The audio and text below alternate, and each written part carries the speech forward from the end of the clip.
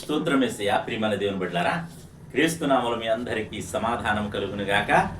ఆమేన్. ప్రతి దినము దేవుని వాగ్దానం అని ఆత్మీయ చక్కటి కార్యక్రమంలో మిమ్మల్ని ప్రేమపూర్వకంగా ఆహ్వానిస్తున్న దేవుని బిడ్డలారా, ఎలా ఉన్నారు? బాగున్నారా? ఉదయాన్నే లేచారా? ప్రార్థన చేసుకున్నారా? కాసేపైనా దేవుని వాక్యాన్ని మీరు చదువుకున్నారా? ప్రభు మీతో మాట్లాడి మిమ్మల్ని బలపరిచారా?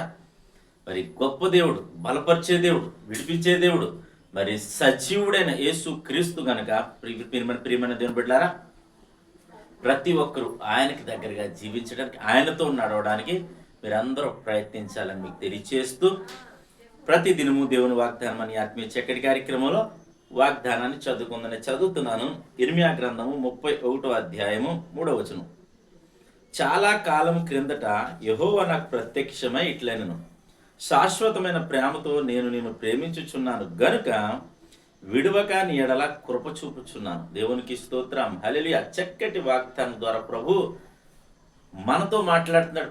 ప్రియ దేవుని బిడ్డలారా, ఏమని అంటున్నాడంటే, చాలా కాలం కిందట మరి మనకు చాలా రకాలైన వాగ్దానాలు దేవుడు మనకి ఇచ్చాడు. అయితే ఈ దినం మన పరిస్థితి ఎలా ఉంటుందంటే, విడవబడిన స్థితిలా ఉంటుంది.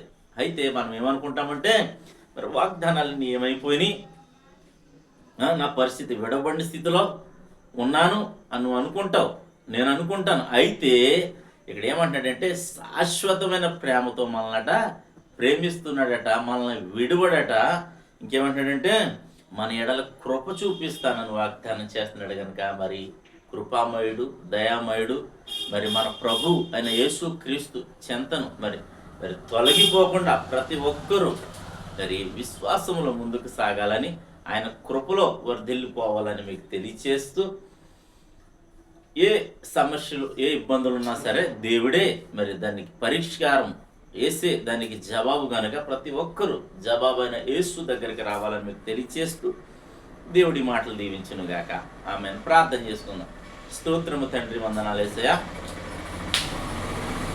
ప్రతి దినము దేవుని వాగ్దానం ఆత్మీయ చక్కటి కార్యక్రమంలో తండ్రి తెలుస్తున్న వాగ్దానంకి స్తోత్రాలు. ఎంతమంది ప్రజలు యూట్యూబ్ ద్వారా, షేర్ చాట్ ద్వారా, ఫేస్బుక్ ద్వారా ఈ రోడ్డు మార్గంగా వెళ్తూ చదువుతున్నారో వారందరి జీవితాల్లో నా తండ్రి ఈ వాగ్దానాన్ని నెరవేర్చమని ప్రార్థిస్తున్నాను.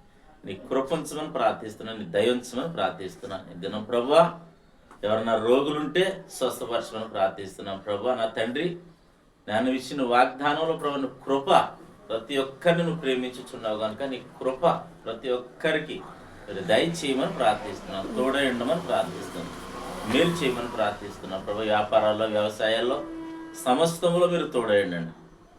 అలాగే తండ్రి, ఈ దినం ప్రభా మా గ్రామాన్ని, మా రాష్ట్రం, మా దేశాన్ని, మా సరిహద్దుల్లో నెమ్మదిని దయచేయమని, మంత్రులు, అధికారులు, ప్రధానులు అందరినీ కూడా జ్ఞాపకం చేసుకోనమని, నీ కృప ఉంచమని, ఇద్దరు ఎవరైతే మ్యారేజ్ డే, బర్త్డే చెప్పించుకున్న బిడ్డలందరికీ క్షేమాన్ని, సమాధానాన్ని సంవత్సరం అంతయు నీ దయ కిరీటాన్ని ఉంచమని క్రీస్తు నామములో ప్రార్థన అడుగుచున్నాము తండ్రి. ఆమేన్.